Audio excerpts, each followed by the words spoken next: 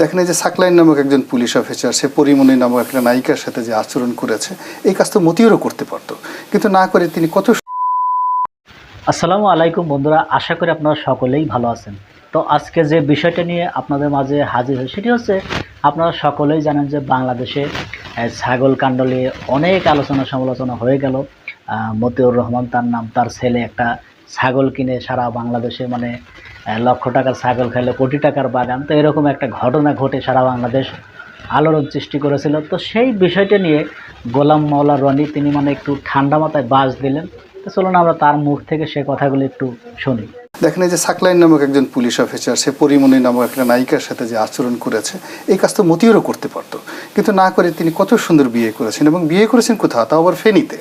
আমার যতটা মনে হয় যে জনাব বদিউর রহমান সাহেব তার প্রতি যে শাস্তিমূলক ব্যবস্থা নিয়েছেন, তাকে একটা সুন্দর একটা আত্মীয়তা করার জন্য, একই জেলা কিন্তু একই জেলাতে, সেখানে হয়তো দেখা মতিউরের বাড়ি তো বরিশাল। বরিশালে মানে আপনি বিয়ে করেছে আপনার এলাকাতে, মানে আপনি যে তাকে শাস্তি দিয়েছেন এজন্য আপনার সাথে একটা মিনিমাম সম্পর্ক করার জন্য সেকেন্ড ম্যারেজটা ফেনীতে করেছে। ও ফেনীতে করেছে, বদিউর স্যারের সাথে সম্পর্ক করার জন্য সে ফেনীতে সম্পর্কের পরে করেছে না বিয়েটা আগে করেছে, ওটা খোঁজ নেন। আচ্ছা যাক, এটা আমি আমার কাছে আন্দাজ নিয়ে আমি বলতে, বরং আপনি দেখতে পারেন সেটা হইলো আমাদের যে এমপি নিজাম হাজারী, আর বোধ ভাগ্নি টাগ্নি কি হয় নিবে, তো সে ফেনীতে করেছে। অনেকগুলো বিষয়াদি রয়েছে। এরপর দেখেন তার যে ছেলেটা কত সুপুত্র। এ যুগে পিতাকে খুশি করার জন্য 15 লক্ষ টাকা দিয়ে একটা ছাগল কেনা, এরকম সুসন্তান আপনি পাবেন না।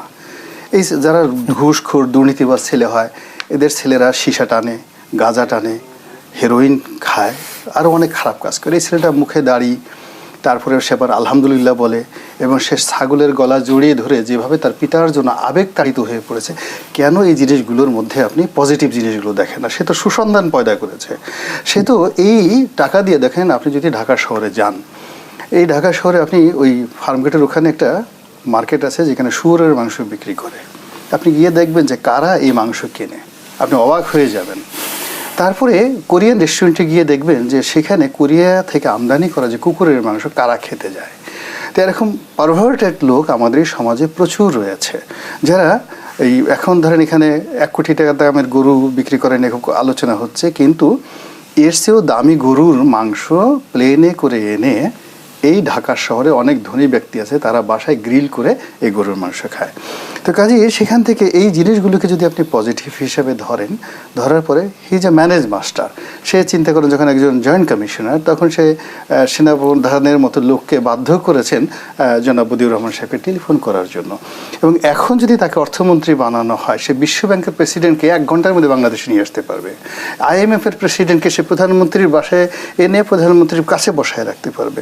সো এই বিষয়গুলো, আমাদের এই দেশে অনেক মেধা আছে, অনেক যোগ্যতা আছে। আমরা করি কি, বিভিন্ন রকম অত্যাচার করে, জুলুম করে এই মেধাগুলোকে নষ্ট করে ফেলি। তা মতিউর এই যে ইউনিক যাকে বলে সৃষ্টি, বিধাতার একটা অপূর্ব সৃষ্টি, সেই অপূর্ব সৃষ্টিটা প্রস্ফুটিত হয়েছে, বিভিন্ন সময়টাতে প্রস্ফুটিত হয়েছে। তো এই জায়গাটাকে যদি আপনি ধরেন, মতিউর কত টাকা দুর্নীতি করেছে? 1000 কোটি টাকা, নট মোর দ্যান দ্যাট। আচ্ছা, আমাদের এই যে ইন্ডিমিউনিটি দেয়া, আমি যেটা বললাম, তাকে ক্ষমা করে, সাধারণ ক্ষমা করে ইন্ডিমিউনিটি দিয়ে অর্থমন্ত্রী বানানো হোক, সে দেখবে যে পুরো এমবিআরকে বিশাল কিছু করে ফেলেছে। কারণ কি, ইন্ডিমিউনিটি দিয়ে আমরা ওই যাকে বলা হয় কুইক রেন্টাল করেছি। এই যাবৎ কুইক রেন্টালে আমাদের কত টাকা ড্রেন হয়েছে, কত টাকা লস হয়েছে। আপনি চিন্তা করেন যে এই যে একজন ব্যবসায়ী, 4 জনের একটা সিন্ডিকেট কয়দিন আগে ধরা পড়লো। তার মধ্যে এর মধ্যে এমপি ঠেমপি আছে কয়জন মিলিয়ে মালয়েশিয়াতে শুধুমাত্র শ্রমিক পাঠাতে গিয়ে 24,000 কোটি টাকা তারা নষ্ট করেছে। তো সেই ক্ষেত্রে আমি মনে করি যে এই যে আমাদের যারা স্বর্ণ সন্তান, যারা দুর্নীতি করে বাংলাদেশে একটা নতুন একটা স্বর্ণালী অধ্যায়ের সূচনা করেছেন, এবং অনেক বড় বড় যারা দুর্নীতি, তাদের কাছে একটা রোল মডেল হিসেবে নিজেদেরকে প্রতিষ্ঠা করেছে। তো বন্ধুরা, আমরা স্ক্রিনে সে কথাগুলো শুনলাম যে গোলাম মাওলা রনি মানে ঠান্ডা মাথায় তিনি বাস দিলেন যে আসলে তাকে অর্থমন্ত্রী করা উচিত, এটা করা উচিত, সেটা করে, তার ছেলের প্রশংসাও করলেন। তো এই ধরনের কিছু কথা তিনি ঠান্ডা মাথায় বাস দিলেন। তো এই বিষয় নিয়ে আপনাদের যদি কোনো মতামত থাকে অবশ্যই কমেন্ট বক্সে জানিয়ে যাবেন। তো বন্ধুরা, ভালো থাকবেন, সুস্থ থাকবেন, দেখা হবে পরবর্তী কোনো ভিডিও নিয়ে। সে পর্যন্ত ভালো থাকুন। আল্লাহ হাফেজ।